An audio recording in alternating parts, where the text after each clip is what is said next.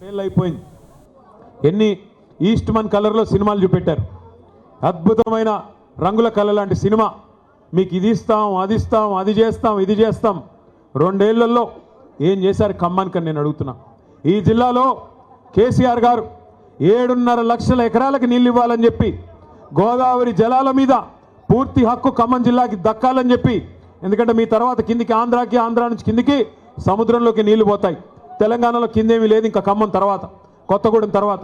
కాబట్టి మన నీళ్లు, మన గోదావరి నీళ్లు మరి ఏవైతే పూర్తి స్థాయిలో ఖమ్మం జిల్లాకి దక్కాలో దానికోసం సీతారామ సాగర్ అనే ప్రాజెక్టును అద్భుతంగా డిజైన్ చేసి 7.5 లక్షల ఎకరాలు, కొత్తగా 3,40,000 ఎకరాల ఆయకట్టు, అట్లాగే స్థిరీకరించబడే ఆయకట్టు ఏదైతే ప్రస్తుతం కృష్ణ కింద ఉందో, ఎన్ఎస్పి కింద ఉందో దాన్ని కూడా స్థిరీకరించడానికి మరొక 3.5 లక్షల ఎకరాలకి, మొత్తం కలిపి 7.5 లక్షల ఎకరాలకి నీళ్ళిచ్చే ప్రతిపాదించే ప్రాజెక్టు సీతారామ సాగర్.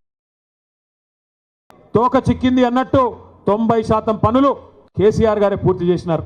చేసి చివరికి మనం దిగిపోయే నాడు డిసెంబర్ 2023లో కట్టిన ఇల్లు పెట్టిన పొయ్యి అన్నట్టుగా వీళ్ళ చేతికి తాళాలు ఇచ్చి మనం పక్కకు తప్పుకున్నాం. 2 ఏళ్ళైంది. ఏం చేశారు మరి? అశ్వారావుపేటలో ఈరోజు నిజానికి ఒక్క సీతారామ సాగర్ ద్వారా 1,30,000 ఎకరాలకి నీళ్ళు ఇచ్చేదానికి కేసీఆర్ గారు డిజైన్ చేశారు.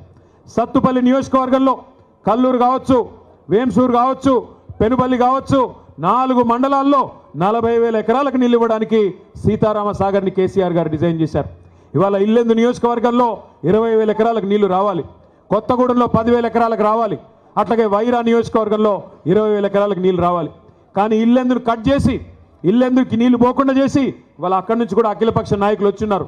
మా కాలువలు లేకుండా చేస్తున్నారు, మా నీళ్లు రాకుండా చేస్తున్నారని చెప్పి ఇల్లెందును కట్ చేసి ఇవాళ కేసీఆర్ గారి ఉద్దేశంతోనైతే ఖమ్మం జిల్లాని సస్యశ్యామలం చేయాలి, గోదావరి అడుగు కూడా ముందుకేయకుండా, ఒక్క పని కూడా చేయకుండా కేవలం కమిషన్ల కోసం మాత్రమే ఈ జిల్లాలోని 3 మంత్రులు ఇవాళ పనిచేస్తూ ఉన్నారు.